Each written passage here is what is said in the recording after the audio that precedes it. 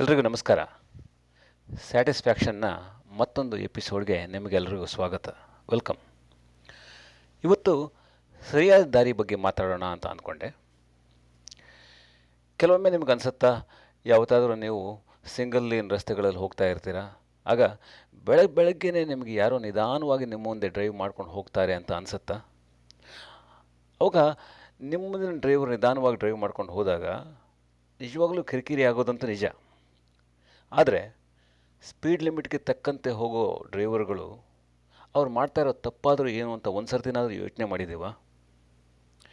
ನಾನು ದಿನ ಡ್ರೈವ್ ಮಾಡಿಕೊಂಡು ಫ್ರೀವೇ ದಾಟಿ ಎಕ್ಸಿಟ್ ತಗೊಂಡ್ಮೇಲೆ ತಕ್ಷಣ ಒಂದು ಸ್ಟಾಪ್ ಸೇನೆ ಸಿಗುತ್ತೆ.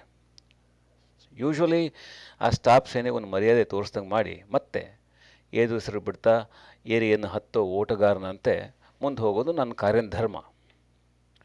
ಅಲ್ಲಿಂದ ಮುಂದೆ ಹೋದ್ಮೇಲೆ ಅರ್ಧ ಮುಕ್ಕಾಲು ಮೈಲಿ ಏನಿದ್ರು ಬರೀ 25 ಸ್ಪೀಡೇ. ಆದರೆ ಅಲ್ಲಿ ಬರೋ ಸ್ಪೀಡ್ ಸೈನ್ಗಳಿಗೆ ನಾನಾಗಲಿ ನನ್ನ ಕಾರಾಗಲಿ ಮೂತಿ ತಿರುಕೊಂಡು ಅಣಿಸ್ಕೊಂಡು ಹೋಗೋ ರೀತಿಯಲ್ಲಿ ಯಾವತ್ತೂ ಅದಕ್ಕೆ ಗೌರವ ಕೊಟ್ಟೇ ಇಲ್ಲ. ಅಪರೂಪಕ್ಕೊಂದು ಸರ್ತಿ ಆ ಕ್ರಾಸಿಂಗ್ನಲ್ಲಿ ತಮ್ಮ ಅಧಿಕಾರ ಚಲಾಯಿಸ್ತಾ ನಿಧಾನವಾಗಿ ನಡ್ಕೊಂಡು ಹೋಗೋ ರಸ್ತೆ ದಾಟೋ ಪಾದಾಚಾರಿಗಳಿಗೆ ಕೆಲವೊಮ್ಮೆ ಹಿಡಿ ಶಾಪ ಹಾಕಿದ್ದು ಇದೆ. ವಿಶೇಷ ಏನು ಗೊತ್ತಾ? ಮರೆಯಲ್ಲಿ ನಿಂತು ಕಾಯೋ ಮಾಮಗಳನ್ನು ನಾವು ಯಾವತ್ತೂ ದೂರದೃಷ್ಟಿಯಿಂದ ನೋಡ್ತೇವೆ ಹೊರತು ದುರುಳ ದೃಷ್ಟಿಯಿಂದಂತೂ ಅಲ್ಲ. ಅವರಿಗೆ ಸಿಗಬೇಕಾದ ಗೌರವ ಯಾವತ್ತೂ ಕೊಡ್ತೀವಿ. ಈ ರಸ್ತೆಗಳಲ್ಲಿ ಮತ್ತು ಎಲ್ಲ ಕಡೆ ಸ್ಪೀಡ್ ಲಿಮಿಟ್ 25 ಇದ್ದರೂ ಎಲ್ಲರೂ 30-35 ಮೇಲೆ ಹೋಗ್ತಾರೆ. ಹಾಗಾಗಿ ಎಲ್ಲರೂ ವೇಗವಾಗಿ ಹೋದಾಗ ಅದು ಸರಿಯಾಗಿ ಆಗುತ್ತಾ? ಅಪರೂಪಕ್ಕೊಮ್ಮೆ ಅಂಥ ರಸ್ತೆಗಳಲ್ಲಿ ಸರಿಯಾದ ವೇಗದಲ್ಲಿ ಹೋಗೋರೇ ತಪ್ಪಾಗಿ ಕಾಣಿಸ್ತಾರೋ ಏನೋ. ಇದು ಒಂದು ರೀತಿ ವಿಚಕ್ಷಣೆ ಇಲ್ಲದ ವ್ಯಾಖ್ಯಾನ ಅಂದರೆ ತಪ್ಪಲ್ಲ. ಇಂದು ನನ್ನ ಮುಂದಿನ ಕಾರು ಅದೇ ಥರ ಮಾಡ್ತು. ಆ ದಾರಿಯಲ್ಲಿ ನಾನು 25 ಲಿಮಿಟನ್ನು ಯಾವ ಕಾರಣಕ್ಕೂ ದಾಟೋದಿಲ್ಲ ಅಂತ ಪ್ರತಿಜ್ಞೆ ಮಾಡಿ ಬಂದಂಗೆ ಅದೇ ಥರ ಹೋಗ್ತಾಯಿದ್ರು. ಅವ್ರ ಹಿಂದೆ ಒಂದು ವ್ಯವಸ್ಥಿತವಾಗಿ ಓಡೋ ಸಂಚಿನಂತೆ ಹಲವಾರು ಕಾರುಗಳು ಫಾಲೋ ಮಾಡ್ತಾನೇ ಇದ್ವು. ಈ ಸಮಯದಲ್ಲೇ ನನಗೊಂದು ಆಲೋಚನೆ ಬಂತು. ಸರಿಯಾದ ವೇಗದಲ್ಲಿ ಹೋಗ್ತಾ ಇರೋರನ್ನು ಹಿಂಬಾಲಿಸಿದರೆ ಬೇರೆ ದಾರಿನೇ ಇಲ್ಲ. ಆಗ ಬೇರೆ ದಾರಿನೇ ಇಲ್ಲದಿದ್ದಾಗ ನಾವು ಹೋಗ್ತಾ ಇರೋದೇ ಸರಿಯಾದ ದಾರಿಯಾಗತ್ತೆ. ಈ ಥರ ಸಿದ್ಧಾಂತಗಳು ಅಂದರೆ ಕರೋಲರಿಗಳು ಬೇಕಾದಷ್ಟು ಹುಡ್ತವೆ ನೀವು ಡ್ರೈವ್ ಮಾಡ್ತಾ ಮಾಡ್ತಾ ಮಾಡ್ತಾ. ಕೆಲವೊಮ್ಮೆ ನಿಮಗೆ ನೀವೇ ಕೇಳ್ಕೊಳ್ಬೇಕಾಗತ್ತೆ, ಜನ ಯಾಕೆ ವೇಗವಾಗಿ ಡ್ರೈವ್ ಮಾಡ್ತಾರೆ? ಸ್ಪೀಡ್ ಲಿಮಿಟ್ ಇಷ್ಟೇ ಅಂತ ಸೈನ್ಗಳು ಸಾರಿ ಹೇಳ್ತಾ ಇದ್ದರೂ ಯಾವಾಗಲೂ ಜನ ಅದಕ್ಕಿಂತ ಹೆಚ್ಚಿಗೆ ಜಾಸ್ತಿ ಚಲಾಯಿಸ್ತಾರೆ. ವೇಗವಾಗಿ ಹೋಗೋ ಗಾಡಿಗಳು, ಅವುಗಳ ಸರದಾರರು, ಸವಾರರು ಅದು ಏನೇನು ಕಟ್ ಹಾಕ್ತಾರೋ ಗೊತ್ತಿಲ್ಲ. ದಿನದ 24 ಗಂಟೆನೂ ತಮ್ಮ ಕೆಲಸ ಮಾಡಿಕೊಂಡಿರೋ ಈ ಸ್ಪೀಡ್ ಲಿಮಿಟ್ಗಳು ಏನಿದೆ ಅವುಗಳನ್ನು ಯಾರೂ ಗೌರವಿಸೋದೇ ಇಲ್ಲ ಅನ್ನೋಷ್ಟರ ಮಟ್ಟಿಗೆ ಜನ ಅವನ್ನು ಇಗ್ನೋರ್ ಮಾಡ್ತಾರೆ. ನಾನು ಯೋಚನೆ ಮಾಡಿದಾಗೆ ಜನ ಕಾರನ್ನು ವೇಗವಾಗಿ ಓಡಿಸೋದಕ್ಕೆ ಬೇಕಾದಷ್ಟು ಕಾರಣಗಳಿರ್ಬೋದು. ಅವರವರ ಪ್ರಾಬ್ಲಮ್ಗಳು ಅವರವರಿಗೆ. ತಡವಾಗಿ ಹೋಗೋದು ಒಂದು ಸ್ಟೇಟಸ್ ಆಫ್ ಮೈಂಡ್ ಅಷ್ಟೇ ಹೊರತು ಅದು ಯಾವತ್ತೂ ಕೂಡ ನಮ್ಮ ವೀಕ್ನೆಸ್ ಅಲ್ಲ. That's how we are.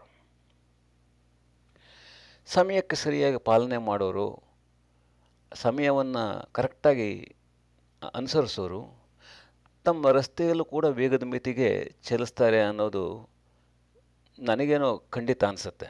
ಯಾಕಂದರೆ ವೇಗದ ಮಿತಿಯಲ್ಲಿ ಚಲಿಸಿದೋರಿಂದ ಹಾನಿ ಏನೂ ಇಲ್ಲ. ಆದರೆ ಅವುಗಳ ಹಿಂದೆ ಇರ್ತಾವಲ್ಲ ವೆಹಿಕಲ್ ಮತ್ತು ಅವುಗಳ ಡ್ರೈವ್ಗಳು, ಅವುಗಳಿಗೆ ಬ್ಲಡ್ ಪ್ರೆಷರ್ ಅಂತೂ ಜಾಸ್ತಿ ಆಗೋದಂತೂ ನಿಜ. ಪ್ರತಿಯೊಂದು ಸಂದರ್ಭಕ್ಕೂ ಈ ರಸ್ತೆಗಳು ಒಂದು ರೀತಿಯಲ್ಲಿ ಸಾಮಾಜಿಕ ಸ್ಥಿತಿಗತಿಯನ್ನು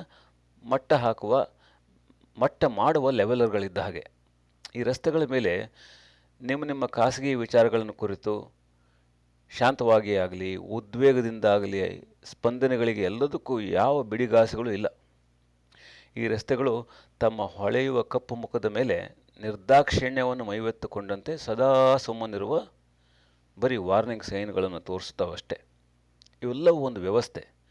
ಇವುಗಳನ್ನು ಮೀರಿದರೆ ನಿಮಗೆ ಆಪತ್ತು ಕಾದಿದೆ ಅಂತ ಒಂದು ಕುತಂತ್ರವನ್ನು ತಮ್ಮ ಒಡಲೊಳಗೆ ಹೂತುಕೊಂಡ ಸಭ್ಯರಾಗಿ ಕಾಣಿಸೋ ರಸ್ತೆಗಳು ಅನ್ಬೇಕು. ಈಗ ವೇಗದ ಮಿತಿಗೆ ಬರೋಣ. ಎಲ್ಲರೂ ವೇಗದ ಮಿತಿಗಿಂತ ಹೆಚ್ಚಾಗಿ ಹೋದಾಗ, ಹಾಗಿದ್ದಾಗ ಅವರು ನಮ್ಮ ಸಮಾಜದಲ್ಲಿ ಒಂದು ರೀತಿ ಉಪಟಳ ಕೊಡೋ ಉಪದ್ರವಿಗಳ ಕಂಡು ಬರ್ತಾರ. ಈಗ ಉದಾಹರಣೆಗೆ ನೀವು ನ್ಯೂ ಜೆರ್ಸಿಯಿಂದ ನ್ಯೂಯಾರ್ಕಿಗೆ ಹೋದರೆ ಅಲ್ಲೆಲ್ಲರೂ ಬಹಳ ವೇಗವಾಗಿ ಓಡಿಸ್ತಾರೇನೋ ಕಾರು ಅಂತ ಅನ್ಸುತ್ತೆ ನಿಮಗೆ. ಅಲ್ಲಿ ನೀವೇನಾದರೂ ಸರಿಯಾದ ವೇಗದಲ್ಲಿ ನಡೆದು ಬಿಟ್ಟರೆ ನೀವೇ ಕೆಟ್ಟವರಾಗ್ಬಿಡ್ತೀರ.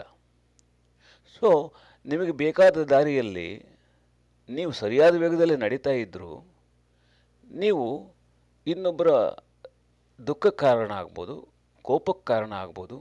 ಹೀಗೆ ನಿಮ್ಮ ಒಂದು ಮನಸ್ಥಿತಿ ಏನಿದೆ ಅದು ಇನ್ನೊಬ್ಬರಿಗೆ ಕೆಟ್ಟದಾಗಿ ಕಂಡು ಬರ್ಬೋದು. ಹಾಗೆಯೇ ಈ ತೀವ್ರವಾದ ಬದಲಾವಣೆ ಏನಿದೆ, ಜನಗಳು ಸ್ಪೀಡ್ ಅಂದರೆ ಇವತ್ತು ಈಗ ಆಗಬೇಕು, ತಕ್ಷಣ ಆಗಿಬಿಡಬೇಕು ಅಂತ ಈಗ ಮುಂದಿನ ಜನಾಂಗದವ್ರು ಏನು ಅಂದರೆ ಇವತ್ತು ಹಾಕಿದ್ದ ಬೀಜ ಇವತ್ತೇ ಗಿಡವಾಗಿ ಮರವಾಗಿ ಹೆಚ್ಚಾಗಿ ಬೆಳೆದು ಬಿಡಬೇಕು ಅನ್ನೋ ಒಂದು ಮನಸ್ಥಿತಿ ಏನಿದೆ ಅದು ಹೆಚ್ಚೆಚ್ಚು ಕಂಡು ಬರುತ್ತೆ. ಈಗ ಒಬ್ಬ ವೇಗವಾಗಿ ಹೋದ ಅಂತಂದರೆ ಅವನನ್ನು ಅನುಸರಿಸೋದಕ್ಕೆ ಹಿಂಬಾಲಿಗರಿಗೆ ಏನು ಕೊರತೆ ಇಲ್ಲ. ಆದರೆ ಒಬ್ಬ ಸರಿಯಾದ ವೇಗದಲ್ಲಿ ಹೋದಾಗ ಅವನನ್ನು ಹಿಂಬಾಲಿಸೋದಕ್ಕೆ ಜನ ಹಿಂಜರಿಯೋದೇ ಹೆಚ್ಚು. ಹಾಗಾಗಿ ಸರಿಯಾದ ವೇಗದಲ್ಲಿ ಹೋಗೋದು ಹೆಚ್ಚು ಜನರಿಗೆ ಇಷ್ಟವಾಗದಂಥ ವ್ಯವಸ್ಥೆ ಅಂತ ನಾವು ಅಂದ್ಕೊಬೋದಿಲ್ಲಿ.